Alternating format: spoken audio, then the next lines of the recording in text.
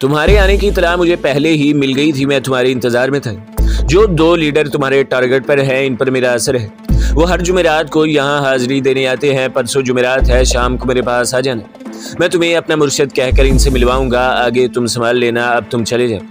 मैं वापस होटल में आ गया। 2 दिन तक शहर कराची की सैर करता रहा। होटल में मैंने अपना नाम हाजी अब्दुल्ला गिलानी लिखवाया और इन्हें बताया कि मैं लाहौर में चीनी प्यालों की दुकान करता हूँ।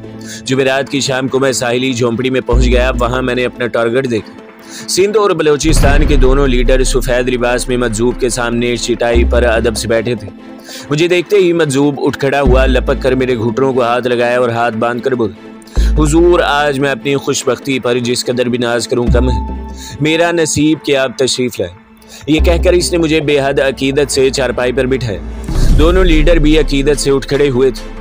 मजजूब ने इनसे ये कहकर मेरा तारुफ करवाया कि मैं इनका मुर्शद सैयद शाह हूँ और पंजाब से मुलाकात के लिए आया हूँ।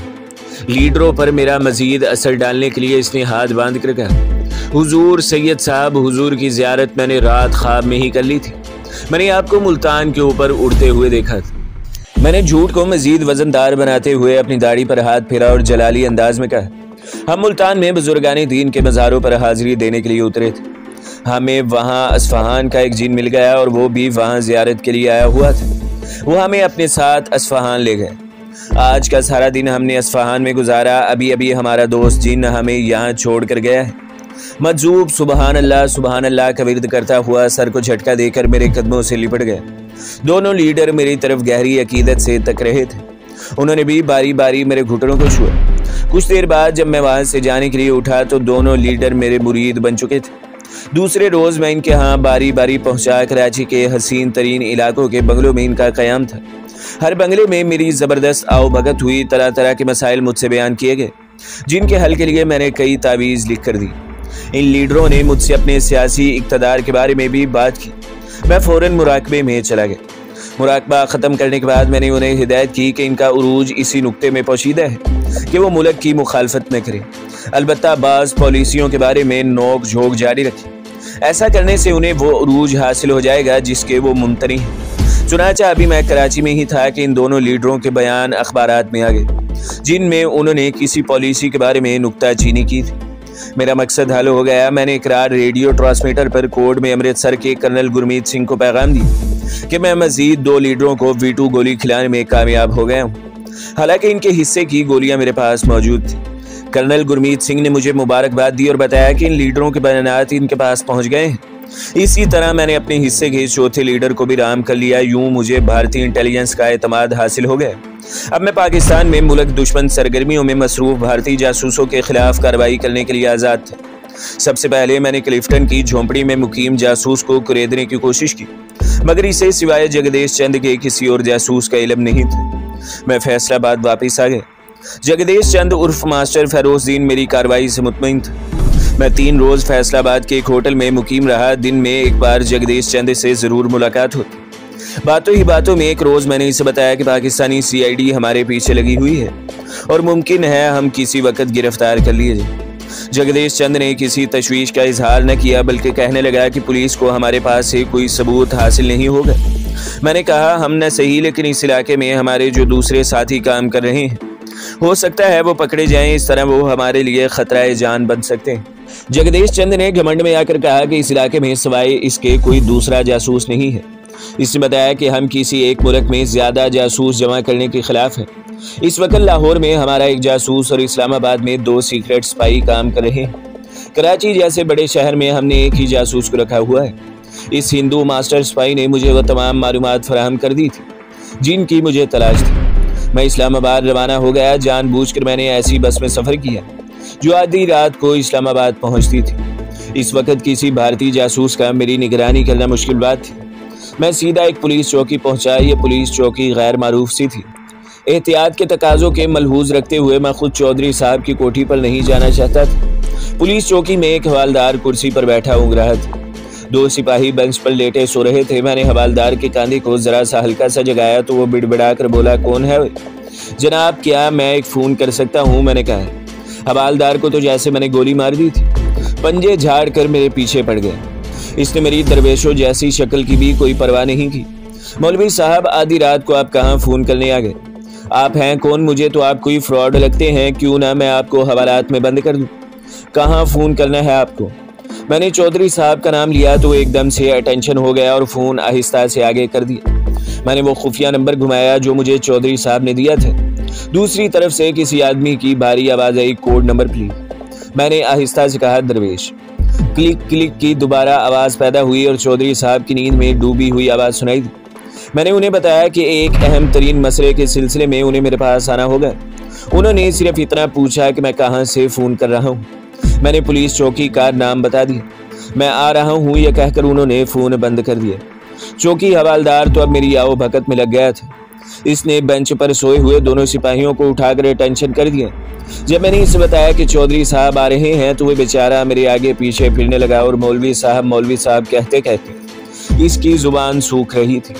कुछ देर बाद एक गहरे रंग की टोयोटा कार पुलिस चौकी के अहाते में आकर रुकी। चौधरी साहब ने मुझे इशारे से अपने पास बुला लिया। हम लियाकत बाग की तरफ एक सुनसान मुकाम पर रुक गए। चौधरी साहब हमातन सवाल बने हुए थे।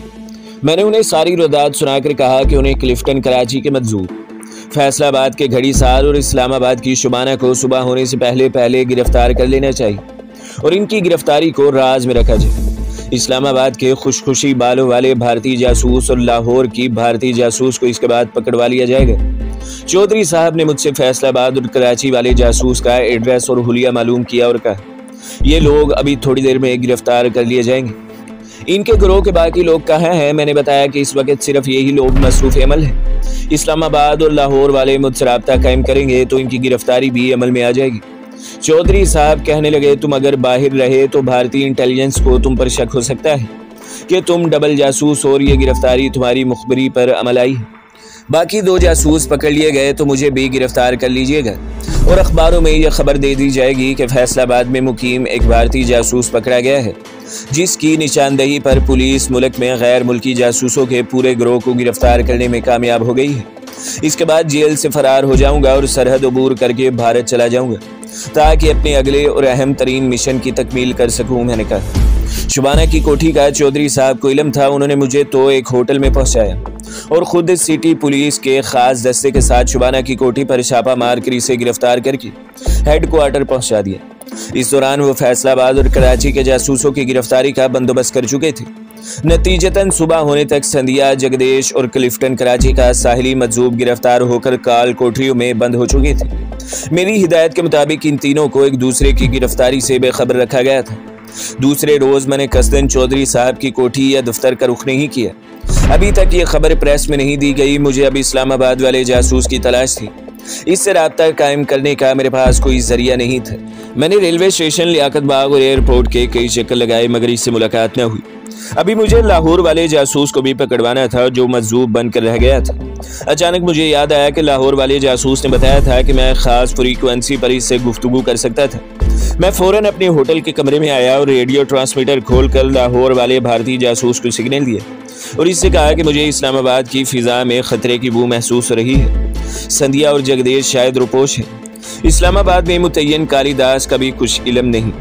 मैं इसे खतरे से खबरदार करना चाहता हूँ। मुझे बताया जाए कि इससे किस जगह राब्ता कायम करूँ। दूसरी तरफ से 1 सेकंड की खामोशी के बाद मुझे कालीदास का ठिकाना बता दिया गया और हिदायत की गई कि मैं फौरन लाहौर पहुँचकर इससे शाही किले की अकबी दीवार वाली दरगाह पर मुलाकात करूँ। ट्रांसमीटर बंद करके मैं होटल से निकल आया। लाहौर वाले जासूस ने कालीदास का जो ठिकाना बताया था वो राजा बाजार का एक होटल था। होटल में जाने से पहले मैंने चौधरी साहब को फ़ोन करके सूरत हाल से आगाह कर दिया। फिर मैं राजा बाजार के होटल में पहुंचा तो देखा कि वो कोने वाली मेज़ पर बैठा चाय पी रहा था। इसके सामने अखबार खुला हुआ था जिस पर इसकी नज़र झुकी हुई थी। इसका थैला पास ही मेज़ पर पड़ा था। मैं खामोशी से इसके सामने वाली कुर्सी पर जाकर बैठ गया। वो मुझे होटल में दाखिल होते हुए देख चुका था। मेरी तरफ निगाहें उठाए बगैर आहिस्ता से बोला, संधिया से राब्ता कायम नहीं हो रहा। मैंने कहा, वो रोपोश हो गई है। पाकिस्तान सिक्योरिटी अपना घेरा तंग कर रही है। तुम फौरन बॉर्डर क्रॉस कर जाओ, तुम्हारा मिशन मुकम्मल हो गया है। मैं भी रोपोश हो रहा हूँ। मेरी नज़रें बार बार होटल के दरवाजे को देख रही थी। ये एक चाय खाना था जहाँ कुछ ग्राहक बैठे चाय पी रहे थे। कालीदास जिस जगह बैठा था वहाँ बाएं जानिब एक कोठरी का दरवाज़ा था। इस कोठरी में काठ कबार भरा हुआ था। अकब में एक खिड़की थी जो दुकान के अकबी मोहल्ले में खुलती थी। कालिदास जासूस शायद कुछ सोचकर वहीं बैठा रहा। वक्त तेजी से गुजर रहा था। कालिदास रोपोश होने वाला था, लेकिन चौधरी साहब अभी तक नहीं आए थे। मैं कालिदास को बातों में लगाए हुए था। इसने अखबार तय करके थैली में डाला और बोला, लाहौर में नंबर 13 से राब्ता पैदा करने की जरूरत नहीं, अब तुम यहाँ से निकल जाओ। ये कहकर वो उठा ही था कि एकदम से घबरा कर बोला, पुलिस। इसके साथ ही इसने थैला उठाकर खिड़की से दूसरी तरफ छलांग लगा दी। चौधरी साहब पुलिस की टीम लेकर पहुंच गए थे। मैं भी कालिदास के पीछे खिड़की से कूद गया। पुलिस हमारे पीछे दौड़ी। दूसरी जानिब एक तंग गली थी। मैंने कालिदास को गली का मोड़ घूमते देखा। मैं इसके पीछे भागा और गर्दन घुमाकर देखा। पुलिस के 3 जवान दौड़े चले आ रहे थे, लेकिन वो फासले पर थे। साफ जाहिर था कि अगर मैं कालिदास पर काबू न पा सका तो वो पुलिस के हाथ से निकल जाएगा। गली खत्म हुई तो सामने क्वार्टरों की एक कतार आ गई, जिसके आगे एक खड्ड थी। कालिदास बेतहाशा भाग रहा था। मेरे देखते ही देखते इसने एक जस्त लगाई और खड्ड पार कर गया। इसके पीछे मैंने भी छलांग लगा दी। मैंने अपनी रफ्तार तेज कर दी, क्योंकि कुछ फासले पर रेलवे लाइन थी और एक माल गाड़ी शोर मचाती चली आ रही थी। मैंने अंदाजा लगा लिया था कि अब मैं इसे पकड़ने में नाकाम रहा तो वो लाइन पार कर जाएगा, फिर हमारे दरमियान माल गाड़ी के डब्बे हायल हो जाएंगे। मैं मजीद तेजी से भागने लगा। ऐन इस वक्त जब वो रेलवे लाइन के करीब पहुंच गया था, मैं एक हाई जंप लगाकर इसके ऊपर जा गिरा और इसे दबोच लिया। माल गाड़ी गुजरती चली गई। कालिदास फटी फटी आंखों से मुझे देख रहा था। ये शायद इसकी जिंदगी की सबसे बड़ी हैरानी थी। जिसे वो अपना साथी समझ रहा था, वो इसका दुश्मन साबित हुआ था। इसने जोर लगाकर गिरफ्ते से निकलने की कोशिश की, मगर कामयाब ना हो सका। इसके होंठों से सिर्फ यही अल्फाज निकल सके, ये तुम ही थे। इतने में पुलिस पहुंच गई और इसे गिरफ्तार करके आंखों पर पट्टी बांध दी गई।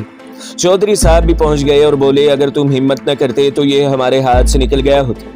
पाकिस्तान में जितने भी जासूस मेरे इल्म के मुताबिक मसरूफ अमल थे, सब पकड़े जा चुके थे। सिर्फ लाहौर वाला आदमी बाकी था और अब मुझे इसका बंदोबस्त करना था। चौधरी साहब ने लाहौर में CID के एक अहम रुकन को मेरे बारे में एतमाद में लेकर हिदायत की कि मेरी हर तरह से मदद की जाए।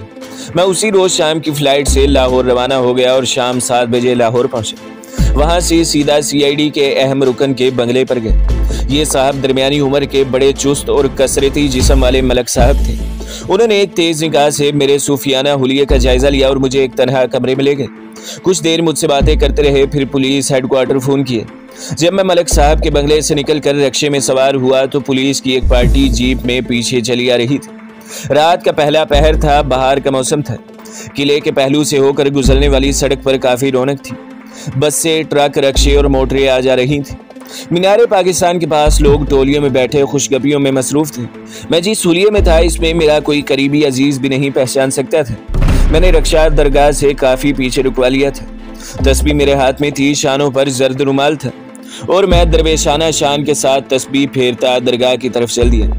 दरगाह पर बिजली के बल्ब रोशन थे, लेकिन कब्र के सिराने कुछ मिट्टी के चिराग भी जल रहे थे। 2 औरतें एक तरफ सर झुकाए खामोश जैसे मुराकबे में बैठी थी। पीछे झोंपड़ी थी, जिसके दरवाजे पर एक मुजादर चारपाई पर बैठा सिगरेट पी रहा था। इसके स्याह बाल शानों पर बिखरे हुए थे।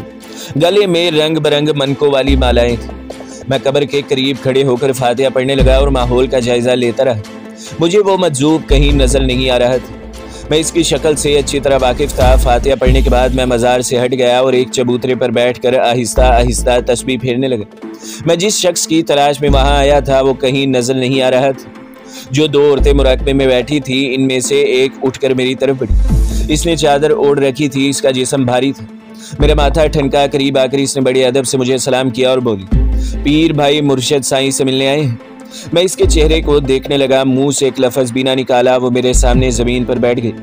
फिर मजजूब औरतों की तरह सर हिलाने लगी। मैं खामोश बैठा तस्बीह फेरता रहा। मेरी निगाहें इस पर जमी हुई थी। थोड़ी देर दाएं बाएं सर हिलाने के बाद इसने हू हक का नारा लगाया और जेब से एक पोटली निकाल कर खोल दी। इसमें एक बालूशाही थी। वो बालूशाही मेरी तरफ बढ़ाकर बोली, ये मुर्शद साईं ने तुम्हारे लिए भेजी है पीर भाई। मैंने बालूशाही ले ली। वो मेरी तरफ झुककर बोली, पीर भाई फौज में तुम कैप्टन हो या मेजर? मुझे शक हुआ कि हो ना हो इसको भारतीय जासूस ने ही यहाँ भेजा है। इसका मतलब था कि औरत भी जासूसी कर रही थी। मैंने आहिस्ता से जवाब दिया, कर्नल हूँ, तुम कौन हो? वो मुस्कुराई और कहने लगी, नंबर 13 ने तुम्हें बुलाया है मेरे साथ। मैं उठ खड़ा हुआ। चादर पोश औरत मेरे आगे आगे चलने लगी। दरगाह से निकलकर जब हम एक सड़क पर आए तो मैंने जरा सा गर्दन मोड़कर पीछे देखा। पुलिस के 2 आदमी सादा लिबास में कुछ फासले पर हमारे पीछे आ रहे थे। मैं मुतमईन होकर औरत के साथ चलने लगा। वो बाजारे हुस्न की एक गली में दाखिल हो गई, फिर एक मकान के सामने रुक कर आवाज दी, पीर मुर्शद साईं हाजिर हो जाऊं, पीर भाई मेरे साथ है। अंदर से किसी ने बड़े जलाली लहजे में जवाब दिया, आ जाओ बहन जियोनी आ जाओ। औरत अंदर दाखिल हुई, मैं इसके साथ था। सामने वाला दालान में तख्त बिछा हुआ था और इस पर वही मजजूब बड़ी शान और शौकत से बैठा सिगरेट पी रहा था।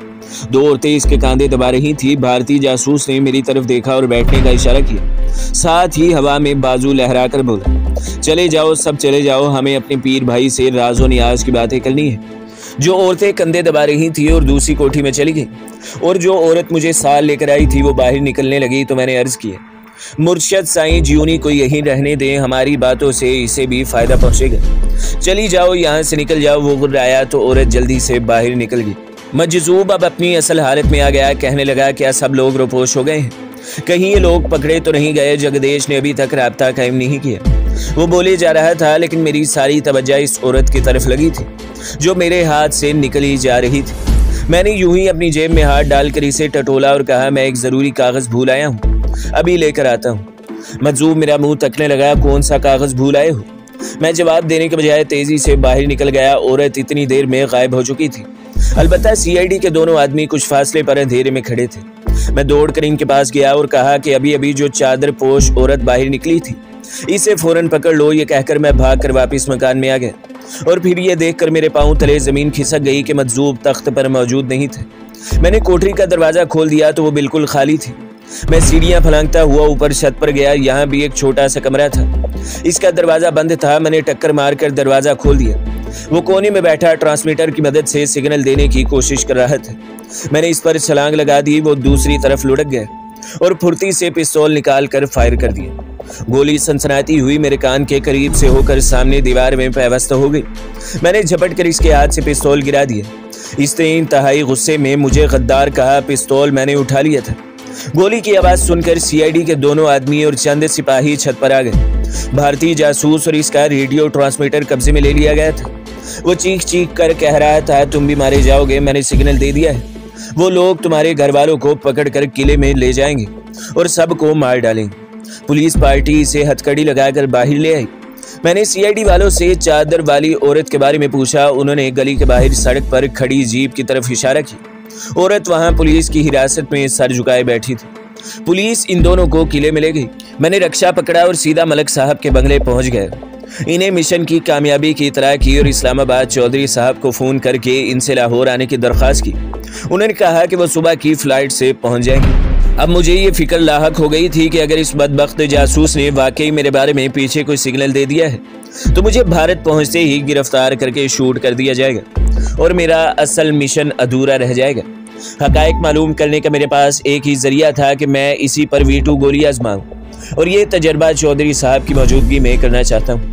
सुबह मैंने मलक साहब को इस सिलसिले में कुछ नहीं बताया। रात बेचैनी से पहलू बदलते गुजर गई। सुबह इस्लामाबाद फोन किया तो चौधरी साहब ने बताया कि वो 8:30 बजे की फ्लाइट से रवाना हो रहे हैं।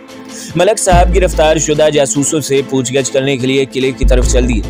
मैं इनके बंगले पर ही चौधरी साहब का इंतजार करने लगा। वो 9:15 बजे बंगले पर पहुंच गए तो मैंने तमाम वाकयात इनके गोश गुजार कर दिए।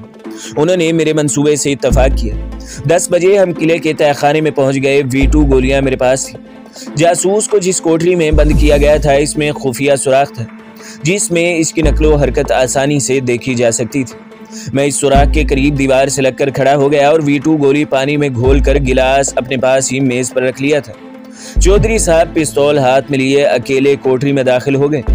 मैंने देखा कि भारतीय जासूस ने इन पर एक नफरत अंगेज निगाह डाली और चिल्लाकर कहा, तुम लोग मुझसे कोई राज नहीं गुलवा सकते, चाहे मेरे जिस्म के टुकड़े कर दो।